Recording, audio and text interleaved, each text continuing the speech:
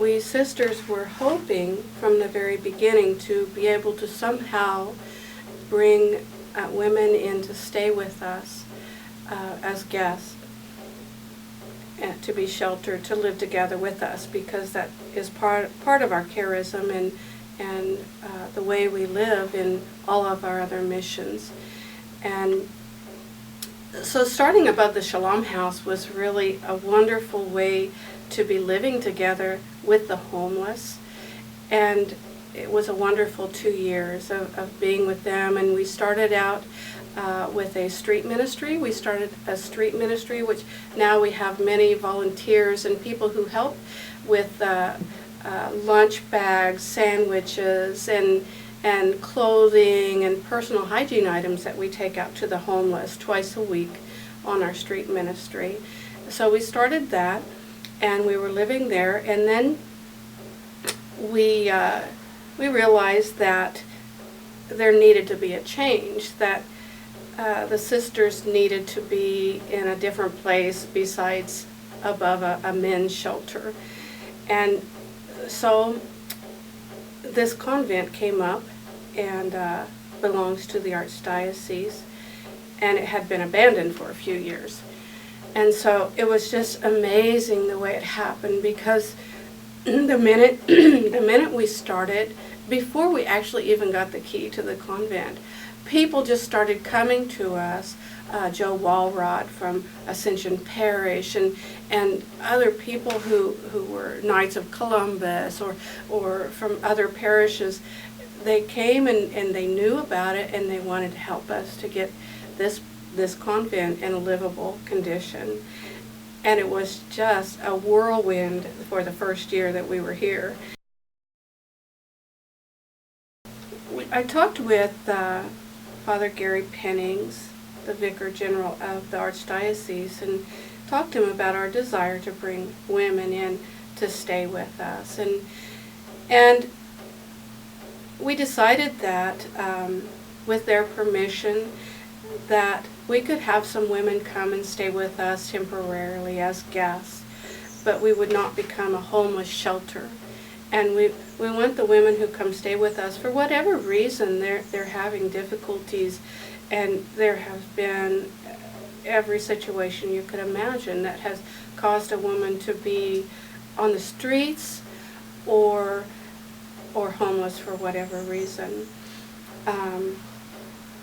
So we've had women come and go and stay with us for a while, and they live together with us sisters, and they become part of our family. They're our daughters, no matter what their age is. We have Claudette, who's 80 years old, but she's our daughter too.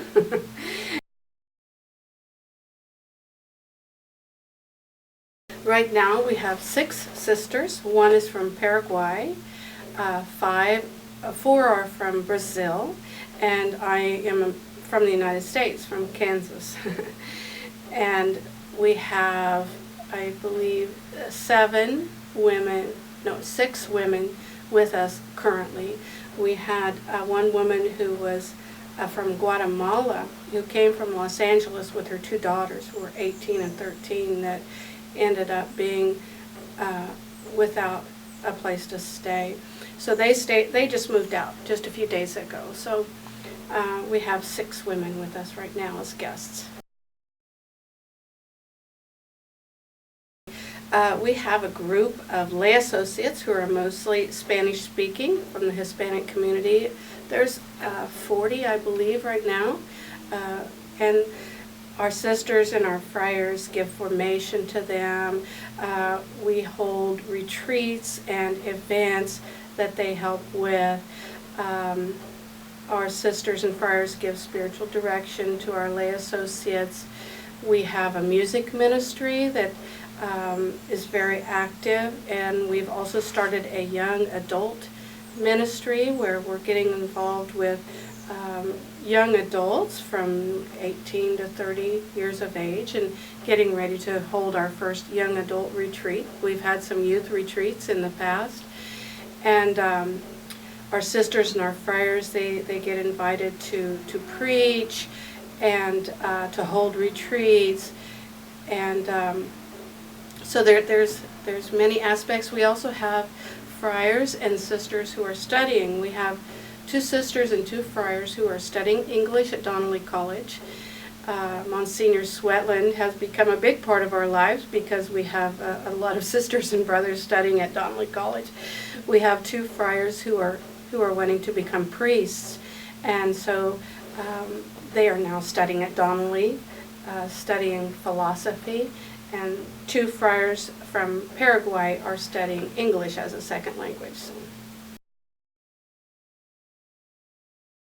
thank you to, and God bless you, to all of the people of the Sarah Club for all that you do, because it's such an honor and such a blessing to have people who are interested in helping to support the religious priests and sisters.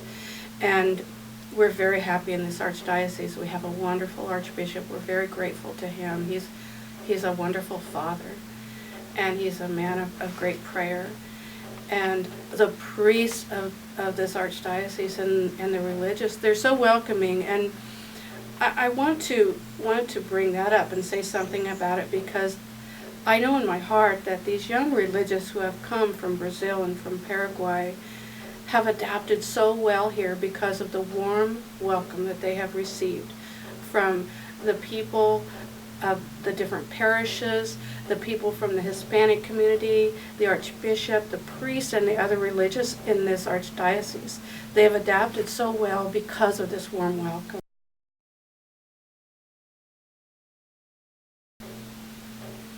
Wow. That was a very powerful moment for me, because 3 months after I entered religious life, my mother passed away, and she was so proud to know that she had a daughter who entered religious life, a daughter that she never imagined would even go back to church.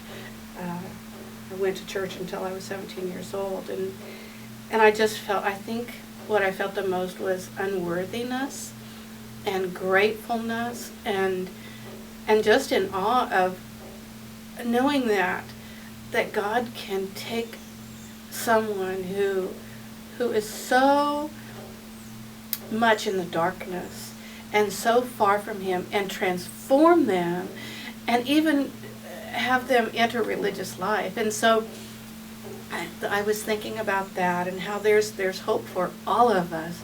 We can never give up hope on anyone, because there's always hope.